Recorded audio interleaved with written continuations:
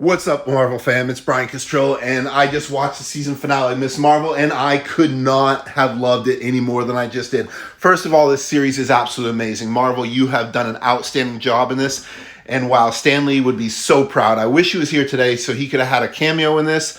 Wow, I miss you, Stan Lee, but Marvel, you have done right by this character. I do not like Carol Danvers, but I love Miss Marvel, and I'm so looking forward to her future within the MCU. So we begin where she's kind of announcing her powers to her family. A real funny scene where she's saying, well, her mom told her dad, and then her dad's had him on speakerphone, typical older guy. Just the whole scene was funny. Another funny scene when was Damage Control was chasing after Kamran and Miss Marvel trying to capture them. And the Sheik there, he's telling the head of Damage Control, like, she believes that it's some religious proverb, but he's like, actually, it's Abe Lincoln.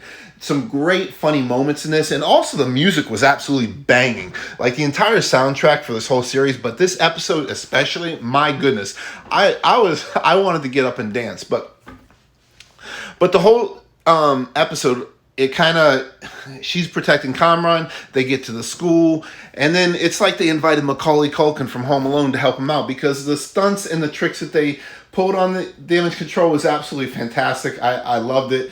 I was cracking up, but the special effects and just how this was choreographed was absolutely perfect.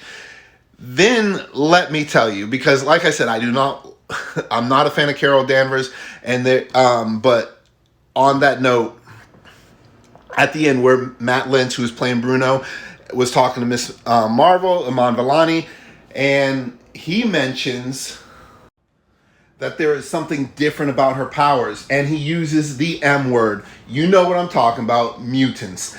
He actually said mutation. There's a mutation in her powers, and then all of a sudden, do,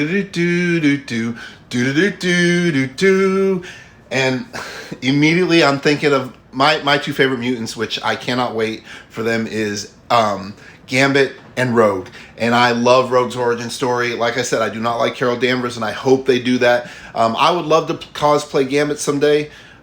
Just got to save some money to get all that stuff. But wow, I was geeked out when I heard that 90s X-Men theme. Woo! And then there's a post-credit scene. Make sure you've seen that. And, all of a sudden the bangle starts, she's in her bed, it starts glowing, and then like she disappears, and all of a sudden Carol Danvers is there. I don't know if she became Carol Danvers or if they switched spots, but wow. What did you guys think? X-Men are in the MCU. They're here.